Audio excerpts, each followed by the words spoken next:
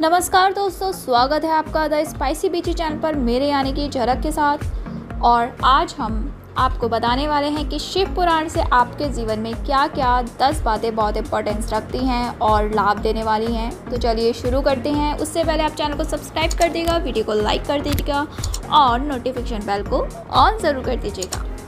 शिव पुराण का संबंध भगवान शिव और उनके अवतारों से है। इसमें शिव भक्ति, शिव महिमा और शिव जी के संपूर्ण जीवन चरित्र पर प्रकाश डाला गया है। साथ ही इसमें ज्ञान, मोक्ष, व्रत, तप, जप आदि के फल की महिमा का वर्णन भी मिलता है। हालांकि शिव पुराण में हजारों ज्ञान और भक्ति की बातें हैं, लेकिन मैं आज आपको सिर्फ 10 बातें बताऊंगी। धन संग्रह। अच्छे मार्ग से धन संग्रहित करें और संग्रहित धन के 3 भाग करके एक भाग धन वृद्धि में, एक भाग उपभोग में और एक भाग धर्म कर्म में व्यय करें। इससे जीवन में सफलता मिलती है। दूसरा, क्रोध का त्याग। क्रोध कभी नहीं करना चाहिए और ना ही क्रोध उत्पन्न करने वाले वचन बोलने चाहिए। क्रोध से विवेक नष्ट हो जाता है और विवेक के नष्ट होने से जीवन में कई संकट खड़े हो जाते हैं। तीसरा, भोजन का त्याग। शिवरात्रि व्रत करने से व्यक्ति को भोग और मोक्ष दोनों ही प्राप्त होते हैं और महान पुण्य की प्राप्ति होती है। पुण्य कर्मों से भाग्य उदय होता है और व्यक्ति सुख पाता है। चौथा, संध्या काल। सूर्यास्त से दिन अस्त तक, यानी कि सूर्यास्त से दिन अस्त तक का समय भगवान शिव का समय होता है, जबकि वो अपने तीसरे नेत्र से त्रिलोक्य को देख रहे होते हैं और वो अपने नंदी गणों के साथ भ्रमण कर रहे होते हैं। इस समय व्यक्ति यदि कटु वचन बोलता है, कलह क्रोध करता है, सहवास करता है, भोजन करता है, यात्रा करता है या कोई पाप कर्म करता है तो उसका घोर अहित होता है। पांचवा, सत्य बोलना। मनुष्य के लिए सबसे बड़ा धर्म है सत्य बोलना या सत्य का साथ देना, और सबसे बड़ा अधर्म है असत्य बोलना या असत्य का साथ देना। छठा, निष्काम कर्म। कोई भी कार्य या कर्म करते वक्त व्यक्ति को खुद का साक्षी या गवाह बनना चाहिए कि वो क्या कर रहा है। अच्छा या बुरा सभी के लिए वही खुद जिम्मेदार होता है। उसे ये कभी भी नहीं सोचना चाहिए कि उसके कामों को कोई नहीं देख रहा है। यदि वो मन में ऐसे भाव रखेगा तो कभी भी पाप कर्म नहीं कर पाएगा।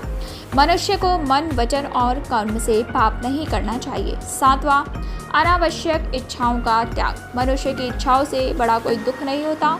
मनुष्य इच्छाओं के जाल में फंस जाता है तो अपना जीवन नष्ट कर लेता है। अतः अनावश्यक इच्छाओं को त्याग देने से ही महासुख की प्राप्ति होती है। आठवां, मोह का त्याग। संसार में प्रत्येक मनुष्य को किसी न किसी वस्तु, व्यक्ति या परिस्थिति से आसक्ति या मोह हो सकती है। ये आसक्ति या लगाव ही हमारे दुख और असफलता का कारण होता है। निर्मोही रहकर निष्काम कर्म करने से आनंद और सफलता की प्राप्ति होती है। नवा, सकारात्मक कल्पना। भगवान शिव कहते हैं कि कल्पना ज्ञान से महत्वपूर्ण है। हम जैसी कल्पना और विचार करते हैं वैसे ही हो जाते हैं। सपना भी कल्पना है। शिव ने इस आधार पर ध्यान की 112 विधियों का विकास किया। अतः अच्छी कल्पना करें। 10वां, पशु नहीं आदमी बनो। मनुष्य में जब तक राग, द्वेष, ईर्ष्या, वैमनस्य, अपमान तथा हिंसा जैसी अनेक पार्श्विक वृत्तियां रहती हैं, तब तक वो पशुओं का ही हिस्सा है। पशुता से मुक्ति के लिए भक्ति और ध्यान जरूरी है। भगवान शिव के कहने का मतलब ये है कि आदमी एक अजायब घर है। आदमी कुछ इस तरह का पशु है जिसमें सभी तरह के पशु और पक्षियों की प्रवृत्तियां विद्यमान है। आदमी ठीक तरह से आदमी जैसा नहीं है।